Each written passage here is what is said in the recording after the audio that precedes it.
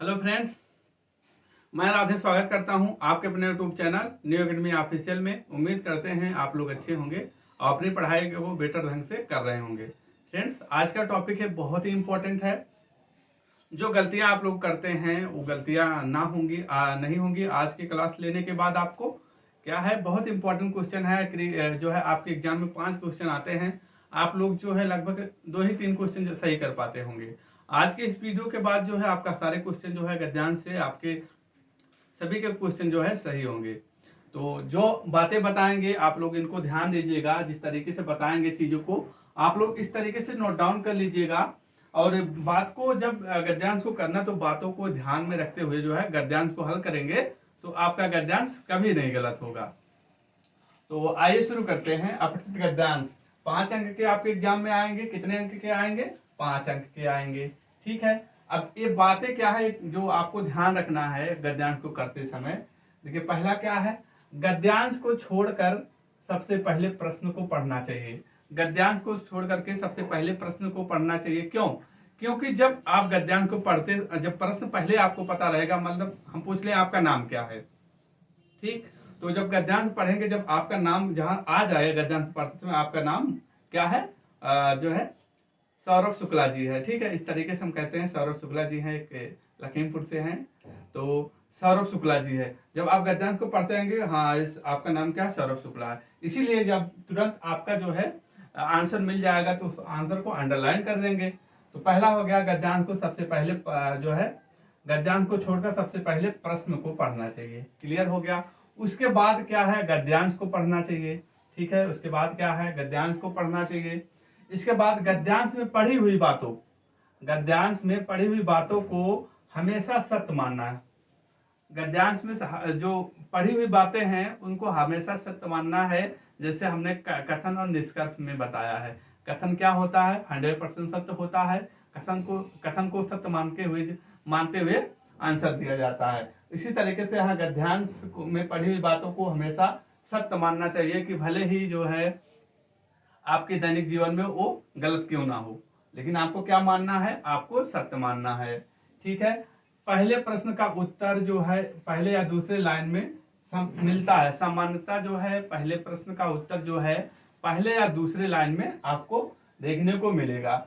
दूसरे प्रश्न का उत्तर जो है दूसरे प्रश्न का उत्तर जो है तीसरे या चौथे लाइन में आपको देखने को मिलता है। ठीक, अब मिलने पर उसको जब मिलता है, आंसर आपको मिलता है, उसको क्या करना चाहिए, उसको आप अंडरलाइन कर लीजिएगा। एक पेंसिल रहना चाहिए आपके पास या पेन रहती है आपके पास, उसको अंडरलाइन कर लेना चाहिए। ठीक है, शीर्षक सबसे पहले सबसे लास्ट में डिसाइड करना चाहिए। आप लोगों की गलतियां क्या होती हैं कि अब जैसे कि यहाँ गलतियां क्या होती हैं, शीर्षक नहीं पता है, शीर्षक के बारे में आपको डिटेल में जानकारी नहीं होता शीर्षक क्या होता है। तो किसी भी अवतरण खंड का केंद्रीय बिंदु या आत्मा क्या कहलाता है, उसका शीर्षक होता है। तो शीर्षक आप जान गए। किसी भी अवतरण खंड या अवतरण खंड का केंद्रीय बिंदु या आत्मा बोले तो उसको क्या कहा जाता है, शीर्षक। वही जो है शीर्षक कहलाता है। ठीक है, क्लियर हो गया। आते हैं 7 नंबर पॉइंट पे। यदि गद्यांश में शब्दावली कठिन आ जाए, मतलब क्या है, शब्दावली कठिन आ जाए, मतलब आपको समझ में नहीं आ रहा क्या हो रहा है। ठीक है, कठिन आ जाए और आपको शब्द का अर्थ ना पता चल रहा हो, तो आपको शब्द का अर्थ ना पता चल रहा हो तो अपने भारत देश में क्या है, जुगाड़ का सिस्टम है। जो जलेबी वाला सिस्टम था अंग्रेजों ने, जो हिस्ट्री में पढ़ाया गया है कि जलेबी अंग्रेजों ने खाया था तो सोच रहा था कैसे इसके अंदर रस गया है, तो जुगाड़ है। तो जुगाड़ में क्या क्या होना चाहिए, और, तथा, लेकिन, हालांकि, यदा, तथापि, ऐसे शब्द। जैसे कि अब देखिए, आपको शब्दावली मान लो नहीं पता है तो एक एग्जाम्पल है, कोमल, सुंदर है और पढ़ने में भी तेज है। दोनों पॉजिटिव आ रहे हैं, यहाँ भी ये भी पॉजिटिव है और पढ़ने में भी तेज है, ये भी पॉजिटिव है। तो इस तरीके से आप देखेंगे तो आपको जो है, और देखिए और इसमें आ रहा है, ऐसे शब्द को भी आप लोग चयन कर लीजिएगा। किंजल होशियार है, ये पॉजिटिव हो गया, और लेकिन बदमाश है, क्या है, निगेटिव है। तो लेकिन आ गया। तो ऐसे जब आपको ना समझ में आए तब के लिए ये जो है आप इसको अप्लाई कर सकते हैं। ठीक है, आगे बढ़ते हैं हम लोग। आगे क्या है, शीर्षक क्या है। तो शीर्षक अभी हमने बताया, शीर्षक सबसे लास्ट में डिसाइड करना चाहिए। तो शीर्षक किसी भी अवतरण का केंद्रीय, किसी भी अवतरण या खंड का केंद्रीय कहें या आत्मा कहें, तो उसका क्या कहलाता है, उस अवतरण का क्या कहलाता है, उसका शीर्षक कहलाता है। ठीक है, क्लियर हो गया। आगे बढ़ते हैं। शीर्षक चयन का आधार क्या होना चाहिए। बहुत ही इंपॉर्टेंट है, शीर्षक चयन का आधार क्या होना चाहिए।